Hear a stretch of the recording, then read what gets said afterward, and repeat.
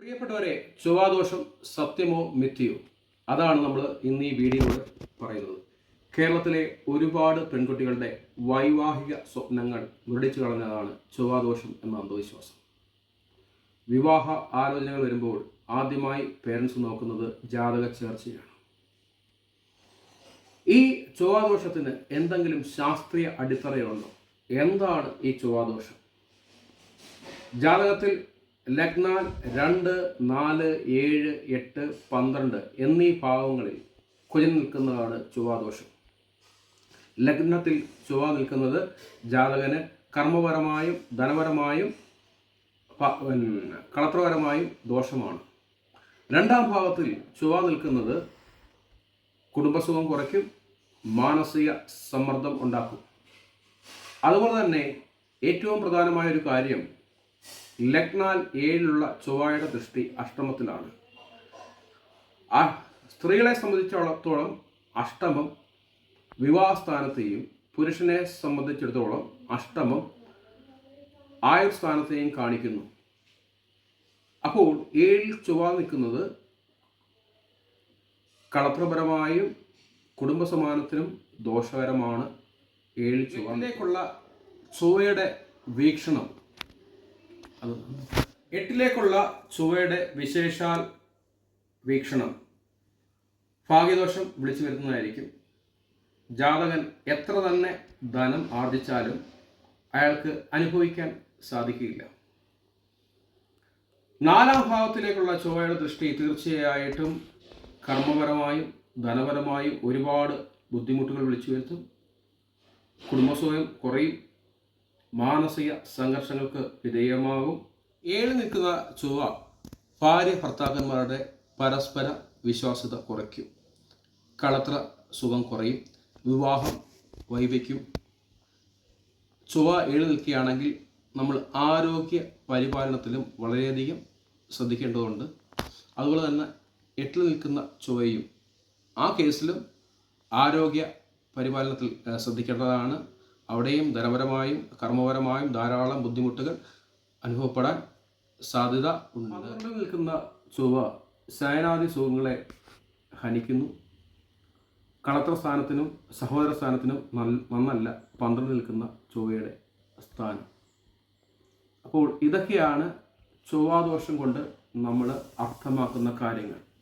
ഇനി നമ്മൾ ഇതിനകത്തുള്ള സയൻറ്റിഫിക് വസ്തുത എന്തെങ്കിലും ഉണ്ടോ എന്ന് മനസ്സിലാക്കണം. അതിനു മുമ്പ് എന്താണ് ചൊവ്വ അഥവാ മാർസ് എന്ന ഗ്രഹത്തെ പറ്റി നമ്മൾ കൂടുതൽ അറിയണം. ചുവന്ന ഗ്രഹം എന്ന പേരിലാണ് ചൊവ്വ അറിയപ്പെടുന്നത്. ചുവന്ന ഗ്രഹം എന്ന് വിളിക്കാൻ കാരണം ഇതിനകത്ത് അയൺ ഓക്സൈഡിൻ്റെ സാന്നിധ്യം വളരെ കൂടുതലാണ്. ഗ്രീക്ക് യുദ്ധ ദേവനായ മാർസിൻ്റെ പേരാണ് ചൊവ്വയ്ക്ക് മാർസ് എന്ന് വരാൻ കാരണം. ഭൂമിയിൽ നിന്ന് ഏകദേശം ശരാശരി 7.8 കോടി കിലോമീറ്റർ അകലെയാണ് ചൊവ്വയുടെ സ്ഥാനം. അമേരിക്ക ഇന്ത്യയും തമ്മിലുള്ള അകലം വെറും 32,000 കിലോമീറ്ററാണ്. അപ്പോൾ ഇത്രയും അകലെ നിൽക്കുന്ന ഒരു ഗ്രഹം മനുഷ്യരിൽ എന്ത് പ്രഭാവമാണ് വരുത്തുന്നതെന്ന് നമ്മൾ സയൻറ്റിഫിക്കായിട്ട് ആലോചിക്കണം.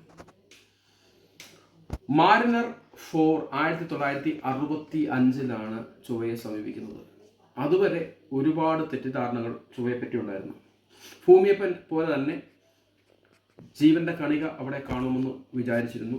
ഇരുണ്ടതും തെളിഞ്ഞതുമായ ഭാവങ്ങൾ സമുദ്രങ്ങളാണെന്നു അവയിൽ ദ്രവജലം ഉണ്ടെന്ന് നമ്മൾ തെറ്റിദ്ധരിച്ചായിരുന്നു. അതുപോലെ തന്നെ ഇരുണ്ട നീളത്തിൽ കിടക്കുന്ന പല ഇമേജുകളും കനാലുകളാണെന്ന് തെറ്റിദ്ധരിച്ചു. പക്ഷേ മാരിനർ 4 ചൊവ്വയെ അപ്രോച്ച് ചെയ്തതോടുകൂടി ആ തെറ്റിദ്ധാരണകളൊക്കെ നീങ്ങി. ചന്ദ്രനെ പോലെ തന്നെ ഒരുപാട് ഗർത്തങ്ങളും മരുഭൂമികളും ഒക്കെയുള്ള ഒരു ഗ്രഹമാണ് ചൊവ്വ. ഇതിന് പ്രധാനമായും 2 ഉപഗ്രഹങ്ങൾ ഉണ്ട്. നേരത്തെ പറഞ്ഞ പോലെ തന്നെ ചൊവ്വ ഏകദേശം ഭൂമിയിൽ നിന്ന് 7.8 കോടി കിലോമീറ്റർ അകലെയാണ്. സൂര്യൻ ഭൂമിയിൽ നിന്ന് ഏകദേശം 150 മില്യൺ കിലോമീറ്റർ അകലെയാണ്. ഈ 7.8 കോടി കിലോമീറ്റർ എന്ന് പറയുമ്പോൾ ആ ഡിസ്റ്റൻസ് ഒന്ന് നമ്മൾ മനസ്സിൽ കണക്കുകൂട്ടേണ്ടതാണ്. അമേരിക്ക പോലും, ഇന്ത്യയിൽ നിന്ന് വളരെയധികം അകലെയുള്ള അമേരിക്ക പോലും 32,000 കിലോമീറ്റർ മാത്രം അകലെയാണ്. ഈ 7.8 കോടി കിലോമീറ്റർ അകലെയുള്ള ചൊവ്വ മനുഷ്യനിൽ എന്ത് പ്രഭാവം ചെലുത്തും? അതിന് ജ്യോതിഷികൾ ചോദിക്കുന്നൊരു മറു ചോദ്യമുണ്ട്. സൂര്യൻ നിൽക്കുന്നത് ഏകദേശം 150 മില്യൺ കിലോമീറ്റർ അകലെയാണ് ഭൂമിയിൽ നിന്ന്. സൂര്യൻ ഭൂമിയിലെ ജീവജാലങ്ങളിൽ അതിൻ്റെ പ്രഭാവം ചെലുത്തുന്നുണ്ട്. തീർച്ചയായും സൂര്യപ്രഭാവം ഭൂമിയിലെ ജീവജാലങ്ങളിലുണ്ട്. പക്ഷേ അവിടെ നമ്മൾ യാതൊരു ദോഷവും പറയുന്നില്ല. 7.8 കോടി കിലോമീറ്റർ അകലെ നിൽക്കുന്ന ചൊവ്വ എങ്ങനെയാണ് ഒരു മനുഷ്യനിൽ ദോഷം ഉണ്ടാക്കുന്നത്? എങ്ങനെയാണ് അവരുടെ വിവാഹ ജീവിതത്തെ ബാധിക്കുന്നത്? തീർച്ചയായിട്ടും നമ്മൾ ചിന്തിക്കേണ്ട കാര്യമാണ്. ഇത്രയും കിലോമീറ്റർ അകലെ നിൽക്കുന്ന ഒരു ഗ്രഹം ഒരു വ്യക്തിയുടെ ആയുസ്സിനെ എങ്ങനെ ബാധിക്കും? അയാളുടെ സാമ്പത്തിക സ്ഥിതി എങ്ങനെ ബാധിക്കും? ഈ ചൊവ്വാദോഷം പറയുമ്പോൾ ഒരു കാര്യം പ്രധാനമായിട്ടും പറയുന്നത് ഈ സാമ്പത്തിക സ്ഥിതിയാണ്. ഒരാളുടെ സാമ്പത്തിക സ്ഥിതി എങ്ങനെയാണ് ബാധിക്കപ്പെടുന്നത്? ഒരു ഗ്രഹം ഇത്രയും ദൂരെ അകലെ നിൽക്കുന്ന ഒരു ഗ്രഹത്തിൻ്റെ പ്രഭാവം മൂലം എങ്ങനെ ബാധിക്കും?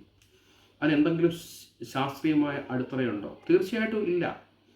ഒരാളുടെ സമ്പത്ത് പോകാനുള്ള കാരണങ്ങൾ എന്തൊക്കെയാണ്? ഒരാളുടെ സമ്പത്ത് പോകാൻ പല കാരണങ്ങളുണ്ട്. ഒന്ന്, അയാളുടെ ദുർവ്യയങ്ങളാണ് സമ്പത്ത് പോകാനുള്ള കാരണം. പിന്നെ മറ്റനേകം കാരണങ്ങൾ കൊണ്ട് സമ്പത്ത് അയാളുടെ ക്ഷയിച്ചു പോകാം. അതിന് ചൊവ്വയായിട്ട് യാതൊരു ബന്ധവുമില്ല. അങ്ങനെയാണെങ്കിൽ തീർച്ചയായിട്ടും സൂര്യന് ബന്ധമുണ്ടാകാം, യുറാനസിന് ബന്ധമുണ്ടാകാം, നെപ്റ്റ്യൂണിന് ബന്ധമുണ്ടാകാം.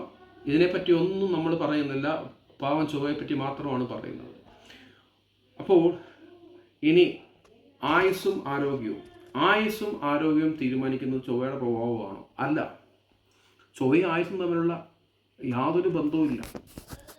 ചൊവ്വയിൽ ജീവൻ ഉണ്ടെന്ന് ശാസ്ത്രീയമായ യാതൊരു തെളിവ് ഇതുവരെ നമുക്ക് ലഭിച്ചിട്ടില്ല. ചിലപ്പോൾ ഉണ്ടാവാം, അത് നശിക്കപ്പെട്ടതായിരിക്കും. പക്ഷെ ഇതുവരെ ശാസ്ത്രീയമായ തെളിവുകളൊന്നുമില്ല.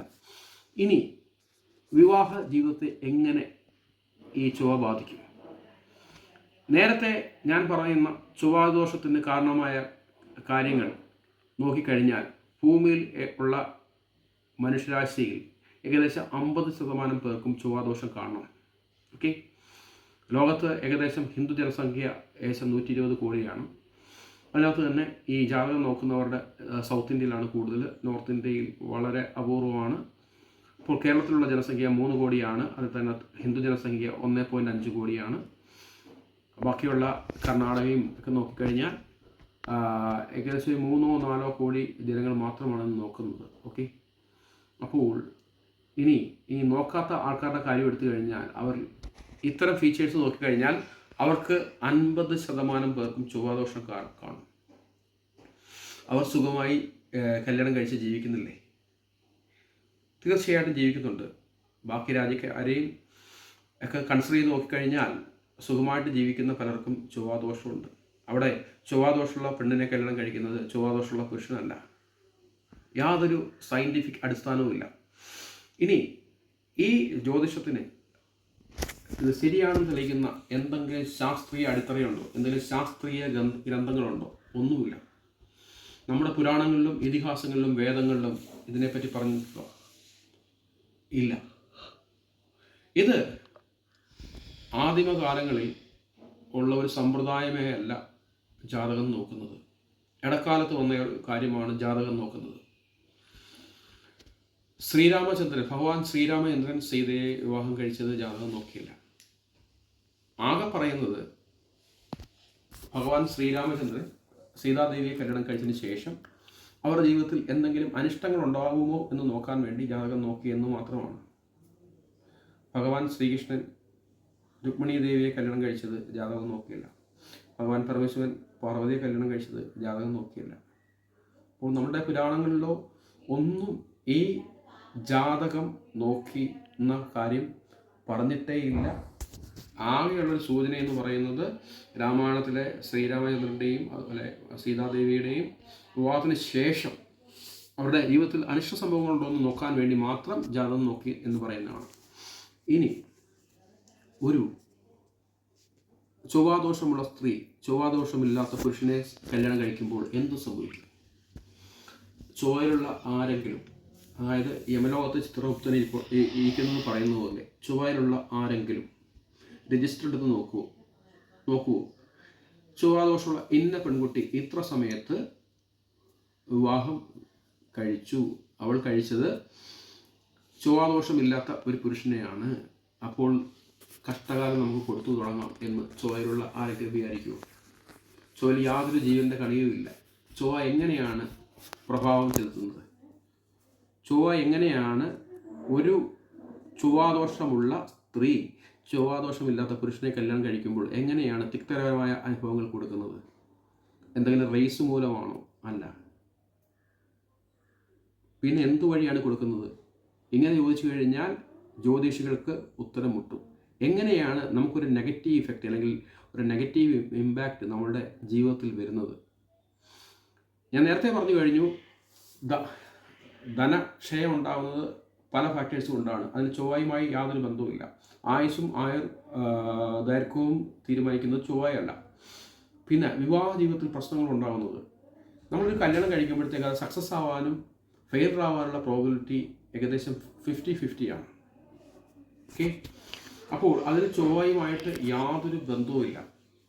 ഇങ്ങനെ ഇല്ലാത്ത ഒരു ചൊവ്വാദോഷത്തിൻ്റെ പേരിൽ എത്ര സ്ത്രീകളുടെ ജീവിതമാണ് തകർത്ത് കളഞ്ഞിട്ടുള്ളത്. മാധവക്കുട്ടി പണ്ട് പറഞ്ഞിട്ടുള്ളതാണ്, സ്വർണ്ണ സമാനമായ ഗുണമുള്ള പെൺകുട്ടികളെ വെറും ഇരുമ്പിന് സമാനമായ പുരുഷന്മാരുമായിട്ട് ചേർത്ത് കെട്ടുക എന്നുള്ളത്. അപ്പോൾ തീർച്ചയായിട്ടും വൈവാഹിക ജീവിതത്തിൽ നോക്കേണ്ടത് ഒരിക്കലും ചൊവ്വാദോഷമോ ജാതകമോ ഒന്നും അല്ല, ബാക്കിയുള്ള കാര്യങ്ങളാണ് നോക്കേണ്ടത്. ഇനിയെങ്കിലും അന്ധവിശ്വാസങ്ങൾ ഉപേക്ഷിക്കാൻ നമ്മൾ തയ്യാറാവണം. ഇവിടെ നരബലി പോലും നടന്ന നാടാണ്. നമുക്കറിയാം, ഇലന്തൂരിൽ നരബലി അന്ധവിശ്വാസം മൂലം നടന്നതാണ്. യാതൊരു വിധ ശാസ്ത്രീയ അടിസ്ഥാനം ഇല്ലാത്ത ഒരുപാട് ആഭിചാര കർമ്മങ്ങളും മന്ത്രവാദങ്ങളും എല്ലാം കേരളത്തിൽ ഇപ്പോഴും തുടരുന്നുണ്ട്. വിദ്യാഭ്യാസമുള്ള തലമുറ പോലും അതിൽ വിശ്വസിക്കുന്നുണ്ട്. ഇതെല്ലാം അന്ധവിശ്വാസമാണ്. ബ്ലാക്ക് മാജിക്ക്, ദൃഷ്ടിദോഷം, കണ്ണേർ, ഗൂഢപത്രം, അതായത് കൂടോത്രം എന്ന് നമ്മൾ പറയുന്ന ഗൂഢപത്രം, കണ്ണേർ, ഇങ്ങനെയുള്ള എല്ലാ സംഭവങ്ങളും അന്ധവിശ്വാസമാണ്. അതേപോലെ ഒരു അന്ധവിശ്വാസം തന്നെയാണ് ചൊവ്വാദോഷം. ഇത് ശാസ്ത്രീയം തെളിയിക്കാൻ യാതൊരു അടിത്തറയുമില്ലാത്തൊരു കാര്യമാണ്. ആധികാരിക ഗ്രന്ഥങ്ങൾ, അതായത് ഇത് പ്രൂവ് ചെയ്യാൻ സാധിക്കുന്ന ആധികാരികമായ ഗ്രന്ഥങ്ങളില്ല. അതുപോലെ ഒരു കുട്ടി ജനിക്കുമ്പോൾ, കുട്ടി ഏകദേശം 9 മാസങ്ങൾക്ക് മുമ്പ് തന്നെ അതിൻ്റെ അമ്മയുടെ വയറ്റിൽ പൂജാതനാവും. അത് ജനിച്ചു വീഴുന്ന സമയത്തെ അടിസ്ഥാനമാക്കിയാണ് ഈ ജാതകം എഴുതുന്നത്. അത് ശരിയാവണമെന്നുണ്ടോ? അത് എക്സാക്റ്റ് ടൈം ആയിരിക്കുമോ നമ്മൾ പറഞ്ഞു കൊടുക്കുന്നത്? അല്ല. പിന്നെ ചൊവ്വയും ഭൂമിയും തമ്മിലുള്ള റിലേറ്റീവ് പൊസിഷൻസ് ഈ ജ്യോതിഷന് അറിയാൻ പറ്റും. ചൊവ്വയുടെ ഭൂമിയുടെയും തമ്മിലുള്ള റിലേറ്റീവ് പൊസിഷൻ ഈ ജ്യോതിഷികൾ അനലൈസ് ചെയ്യാറുണ്ടോ? ആ സമയത്തെ ഇതൊന്നും ചെയ്യുന്നില്ല. എന്തൊക്കെയോ പൊട്ടത്തരങ്ങൾ വെച്ചുകൊണ്ട് ചൊവ്വാദോഷം തുടങ്ങിയ കാര്യങ്ങൾ പറഞ്ഞ് ആൾക്കാരുടെ ജീവിതം വെറുതെ കളയുന്നതാണ്. ഇത് തീർച്ചയായിട്ടും ചൊവ്വാദോഷം ഒരു അന്ധവിശ്വാസമാണ്. നമ്മൾ വർജിച്ച് കളയേണ്ട ഒരു സംഭവമാണ്. അപ്പോൾ ഇനിയെങ്കിലും ജാതകം നോക്കുന്ന മാതാപിതാക്കൾ ഇത് ഉപേക്ഷിക്കുക. ഇതിന് ശാസ്ത്രീയ അടിത്തറയില്ല. വിവാഹം കഴിക്കുന്നവർ അനർത്ഥം ഉണ്ടാവാതിരിക്കാൻ വേണ്ടി ബാക്കിയുള്ള കാര്യങ്ങൾ നോക്കുക. ഭഗവാൻ പരമശിവനെ പ്രാർത്ഥിക്കുക, ഭഗവാൻ ശ്രീകൃഷ്ണനെ പ്രാർത്ഥിക്കുക, നല്ല കാര്യങ്ങൾ ചെയ്യുക. അല്ലാതെ ചൊവ്വ, രാഹു, കേതു ഇവയുടെ ദോഷവും നോക്കിക്കൊണ്ട് വൈവാഹിക ആലോചനകൾ തള്ളിക്കളയുകയോ ചെയ്യരുത്. Thank you.